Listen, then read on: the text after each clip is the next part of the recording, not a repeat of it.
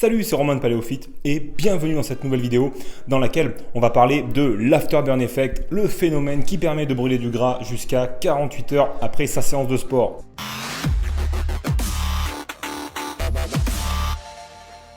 Alors, avant de parler de ce phénomène qui est vachement à la mode depuis les dernières années et qui fait partie quasiment de toutes les nouvelles méthodes de transformation physique, de cardio et d'entraînement, etc., je vais vous expliquer en quelques mots en quoi ça consiste l'afterburn effect ou ce qu'on appelle aussi l'effet post-combustion. En fait, ce qu'il faut savoir, c'est que quand vous faites une activité physique, peu importe son intensité et sa nature, vous allez brûler des calories pendant votre séance d'entraînement. Ça, tout le monde le sait. Ce qu'il faut savoir, c'est que vous allez également brûler des calories après votre séance de sport pour les besoins de votre récupération, pour certains effets et besoins métaboliques de votre organisme et vous allez également consommer de l'oxygène. Votre organisme, après une séance de sport, va toujours consommer en théorie un petit peu plus d'oxygène que si vous étiez complètement au repos, c'est-à-dire si vous ne vous étiez pas entraîné depuis plusieurs jours et que vous respiriez normalement. Voilà. Alors, l'afterburn effect, c'est un phénomène qui se nourrit de quelques études scientifiques qui ont été faites sur l'entraînement de haute intensité, sur le fractionné et sur les méthodes d'entraînement poussées, dans lesquelles on va vraiment se taper dedans physiquement, dans lesquelles on va vraiment aller chercher à faire monter son rythme cardiaque très haut, à être complètement essoufflé à la fin de la séance. Parce que qu'est-ce qui se passe quand on fait ça? Si vous avez déjà fait par exemple des entraînements de type CrossFit, vous savez, des Metcon, des circuits d'entraînement avec des exercices fonctionnels, on a vraiment le rythme cardiaque qui monte très haut, on respire très vite, très fort et bien souvent on va à l'essoufflement, on va presque à l'échec respiratoire, on est obligé de s'arrêter pour reprendre et on est obligé de respirer énormément. Et ce qui se passe en fait avec ce type d'entraînement là, c'est que durant notre séance de sport, on va consommer et on va demander à notre organisme davantage d'oxygène que ce qu'il n'est capable de fournir par vos voies respiratoires quand vous respirez. Du coup, votre organisme, en fait, il crée ce qu'on appelle une dette d'oxygène. Cette dette, il va falloir qu'il la rembourse après votre séance d'entraînement, pendant votre phase de repos. Votre organisme, il doit rembourser cette dette d'oxygène et du coup, ça va se traduire par une augmentation de votre consommation d'oxygène après l'entraînement. Donc, plus vous faites un entraînement qui est intense, plus vous consommez d'oxygène pendant la séance et donc plus vous brûlez de calories, mais plus également vous allez brûler des calories après la séance de sport. Voilà, c'est de là que vient l'effet post-combustion, l'afterburn effect. Parce que plus on consomme d'oxygène, plus on consomme de calories. Il faut savoir que 1 litre d'oxygène que vous inspirez et qui est utilisé pour vos fonctions musculaires, etc., il correspond à peu près à 5 calories en moyenne. Voilà, c'est comme ça que les scientifiques peuvent mesurer la dépense calorique des personnes qui sont étudiées lors des études scientifiques qui sont menées sur le sport, etc. Ils placent les gens dans des chambres calorimétriques, c'est-à-dire qu'ils les mettent dans des chambres qui vont mesurer les dépenses d'oxygène, etc. Et ils vont pouvoir savoir combien de calories vous avez consommé. Et moi, j'ai pas mal de personnes qui me demandent comment est-ce qu'on fait pour provoquer l'afterburn effect. Est-ce que c'est intéressant? Est-ce que c'est quelque chose qui apporte vraiment des résultats en termes de consommation calorique après l'entraînement? Parce que l'argument majeur de toutes les nouvelles méthodes d'entraînement, c'est qu'il faut s'entraîner de manière très courte et très intense, de manière à gagner du temps, à s'économiser des heures d'entraînement et profiter de l'afterburn effect pour pouvoir brûler de la masse graisseuse quand on est au repos, quand on est en train de dormir, quand on est aux toilettes ou quand on est en train de regarder la télé en mangeant des chips. Bon, ça, faut pas le faire.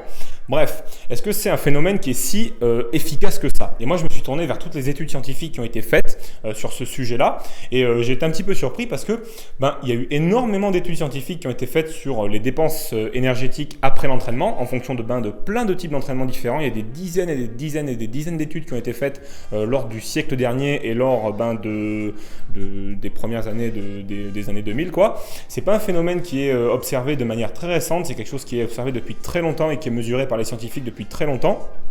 Je vous ai mis d'ailleurs sur un article du site qui correspond, vous pouvez trouver les liens en dessous dans la description. C'est là où on prend un coup de poing dans la figure quand on se rend compte que l'afterburn effect, c'est du pipeau.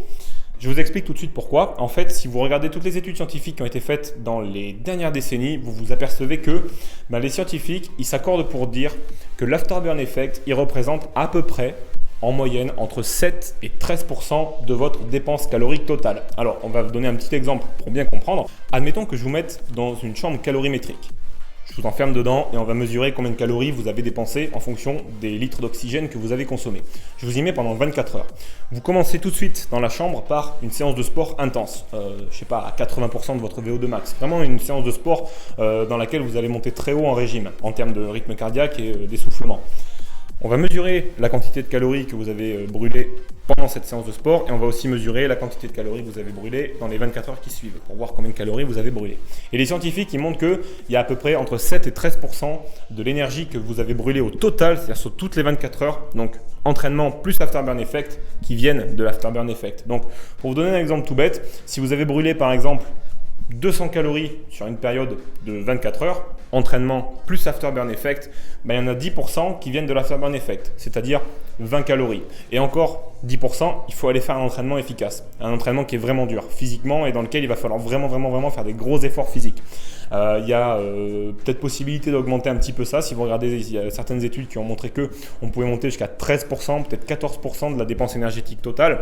Mais encore une fois, ça ne casse pas 3 pattes et un canard, ça ne va pas casser la baraque.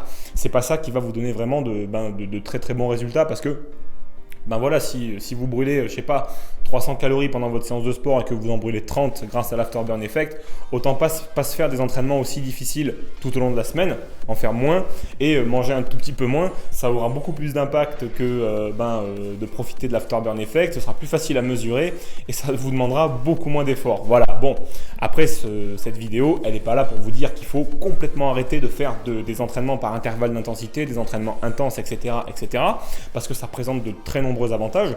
On gagne du temps, on développe sa masse musculaire en même temps qu'on fait du cardio, donc on dépense plus d'énergie. Il y a plein d'effets métaboliques qui se passent et qui sont intéressants pour brûler davantage d'énergie, etc.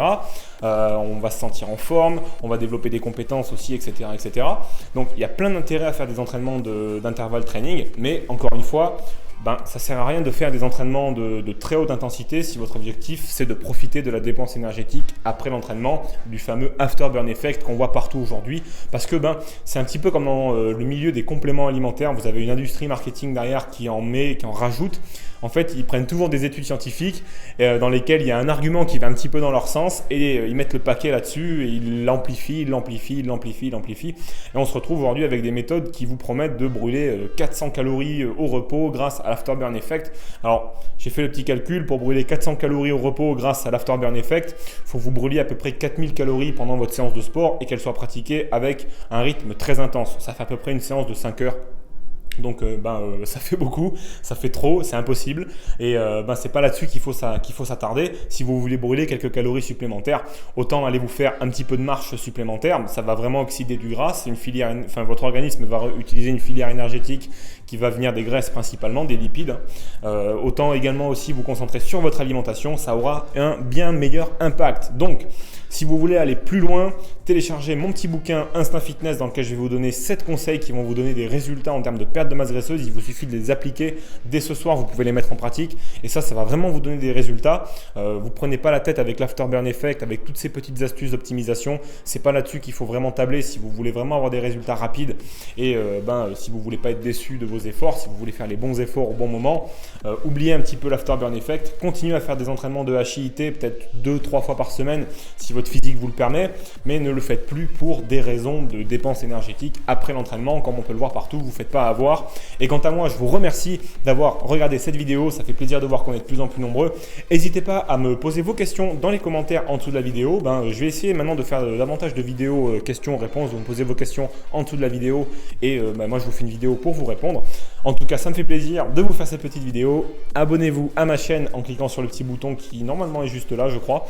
Et quant à moi, je vous retrouve dans une prochaine vidéo. Bon entraînement, bon WOD et surtout, mangez correctement. On se retrouve dans la prochaine vidéo. Ciao!